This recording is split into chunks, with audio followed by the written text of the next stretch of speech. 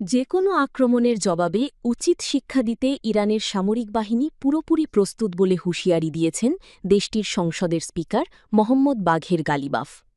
মধ্যপ্রাচ্যে চলমান যুদ্ধবিরতি অত্যন্ত নাজুক অবস্থায় রয়েছে। মার্কিন প্রেসিডেন্ট ডোনাল্ড ট্রাম্পের এমন মন্তব্যের পর এই হুঁশিয়ারি দিলেন গালিবাফ।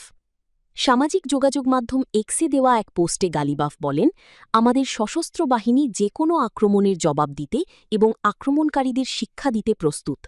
ভুল কৌশল ও ভুল সিদ্ধান্তের ফল সবসময়ই খারাপ হয়, বিশ্ব ইতোমধ্যেই তা বুঝতে পেরেছে। এদিকে মার্কিন প্রেসিডেন্ট ডোনাল্ড ট্রাম্প সোমবার বলেন, ইরানের সঙ্গে যুদ্ধবিরতি বর্তমানে টিকে থাকার লড়াইয়ে আছে।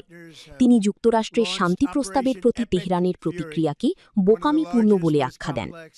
এর আগে যুদ্ধবন্ধে যুক্তরাষ্ট্রের দেওয়া প্রস্তাবের জবাব পাকিস্তানের মধ্যস্থতায় পাঠায় ইরান। তবে ইরানের দেওয়া এই জবাব প্রত্যাখ্যান করেছেন মার্কিন প্রেসিডেন্ট ডোনাল্ড ট্রাম্প।